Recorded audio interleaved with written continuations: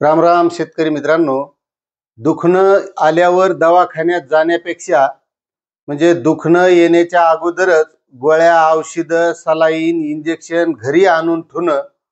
पण दुखणं का येणार आहे, दुखणं का येतंय, त्यासाठी पाणी चांगलं प्यावं लागन, चांगलं सात्विक अन्न खावं लागन, चांगला शरीराला व्यायाम करावा लागन. हे करण्यापेक्षा अगोदरच दुखण्याचे औषधं घरी आणून ठेवणं असा एक निर्णय शासनानं घेतलेला आहे.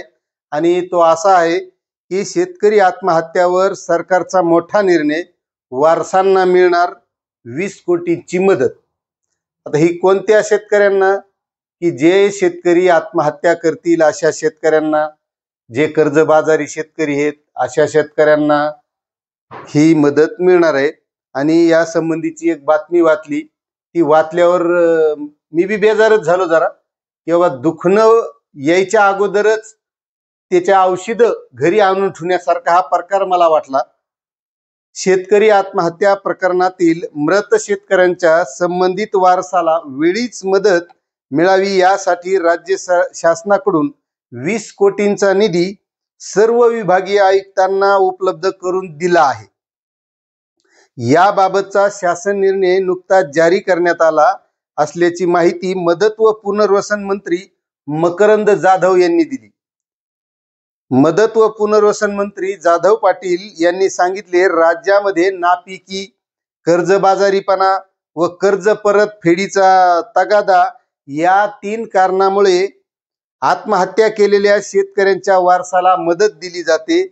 महसूल, कृषी, गृह आणि सहकार विभागामार्फत तपासणी करून ही मदत दिली जाते.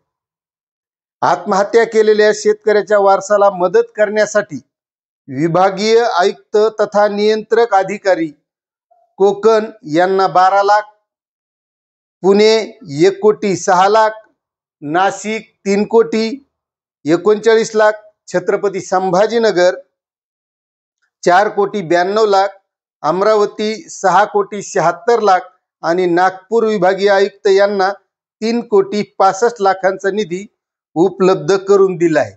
आणि त्याच्यात मुंबईतले 2 जिल्हे वगळलेत, कारण तिथे शेतकरी नाही.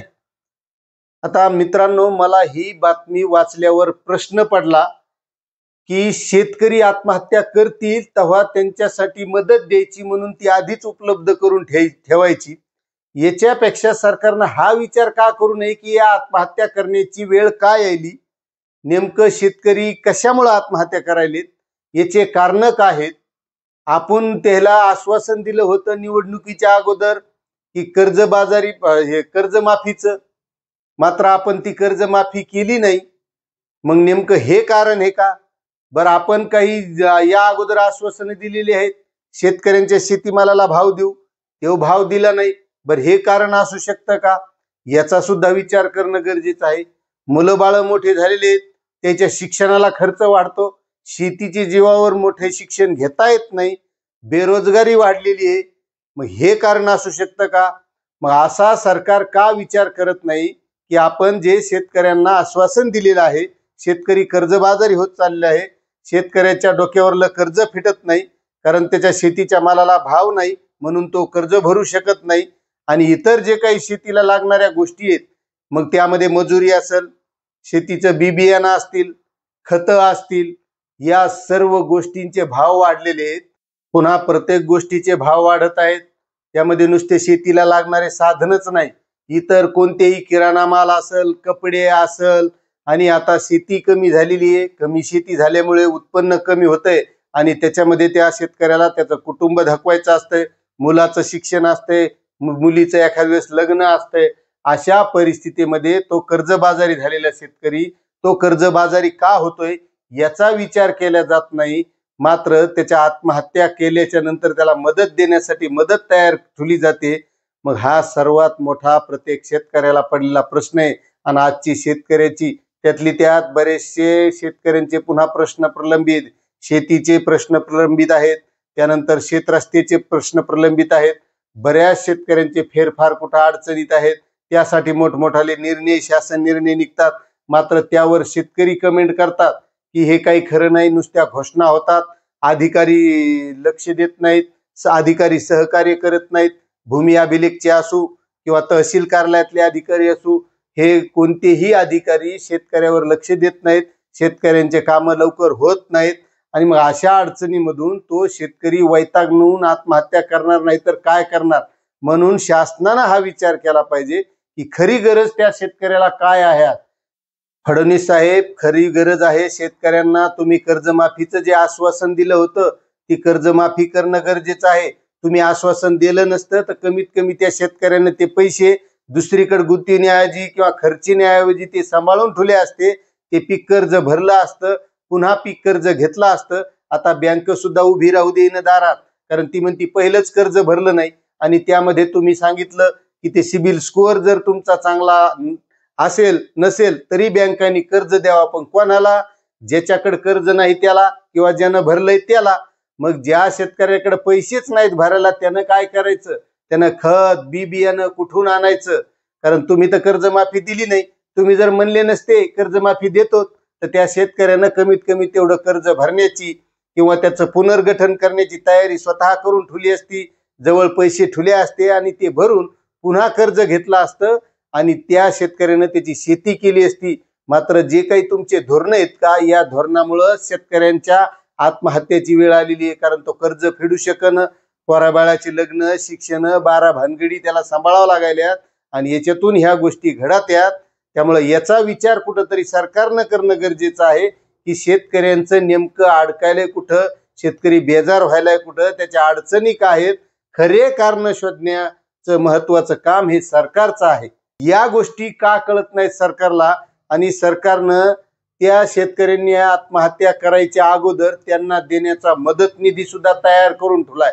याच्यापेक्षा त्या शेतकऱ्याची खरी गरज काय आहे, त्याला पाण्याची उपलब्धता आहे का, त्याला लाईन किती वेळ मिळती. आता ते सौर पंप द्यायला अर्ज भरून घेतले, कित्येक शेतकऱ्यांचे सौर पंप अजून मिळाले नाहीत. लाखोनं पैसे शेतकऱ्यांचे तिथे अडकून पडलेले आहेत आणि जर महावितरणचं कनेक्शन घ्यायचं असेल तर ते महावितरणचं कनेक्शन मिळत नाही. या गोष्टी करण्यापेक्षा सरकार शेतकऱ्यांनी आत्महत्या करण्याच्या अगोदर त्याच्या पैशाची तरतूद करून ठेवायले. यापेक्षा त्या शेतकऱ्यांना ज्या लागणाऱ्या गोष्टी आहेत, हे झालं सौर पंपचं. मग त्या शेतकऱ्याला शेततळ्यांची गरज आहे, त्या शेततळ्यांचं अनुदान लवकर येत नाही, ते महाडीबीटी व्यवस्थित चालत नाही. आता ते शेतकऱ्यांना डॉक्युमेंट अपलोड करायचे त्या महाडीबीटीच्या पोर्टलवर, ते पोर्टल चालत नाही. त्यासाठी तो शेतकरी फार्मर डिजिटल ID लागायलाय. पहिले जे रजिस्ट्रेशन करून ज्या शेतकऱ्यांनी अर्ज भरलेले आहेत त्याचे आता नंबर लागलेत आणि त्याला त्याबाबतचे जे काही लाभ आहे, अनुदान आहे ते मिळवायचे. मात्र ते अनुदान मिळवण्यासाठी कागदपत्र अपलोड होत नाहीत. बऱ्याच शेतकऱ्यांचं 2023चं ठिबक आसन, स्प्रिंकलर आसन याचं अनुदान रखडलेलं आहे. ते अनुदान द्यायला पैसे नाहीत आणि मग शेतकरी आत्महत्या करण्याच्या अगोदरच त्याच्यासाठी तरतूद करायला पैसे आहेत. हाच मोठा म्हणजे महत्वाचा मधला पडलेला प्रश्न आहे. आता शेतकरी मित्रांनो, याच्यावर तुम्हीच विचार करायला पाहिजे की शासन तो शेतकरी मरायच्या अगोदर त्याला मदत द्यायची तयारी करून ठेवायले. मात्र तो मरतोय का, त्याला आत्महत्याची वेळ का आली, तो फाशी का घ्यायलाय आणि आत्महत्याचं सत्र थांबायला तयार नाही, मग त्याचे नेमके कारण काय आहेत याचा विचार करण्याच्या सोडून त्या शेतकऱ्याच्या म्हणजे आत्महत्या करायच्या अगोदर त्याला मदत द्यायची तयारी करून ठेवलेली आहे. त्याचे पैसे वेगवेगळ्या विभागांना दिलेले आहेत. आता यावर तुम्हाला काय वाटतंय हे तुम्ही कमेंट करा. चॅनलवर नवीन असाल तर सबस्क्राईब करा, व्हिडिओला लाईक करा. भेटूया असंच. धन्यवाद.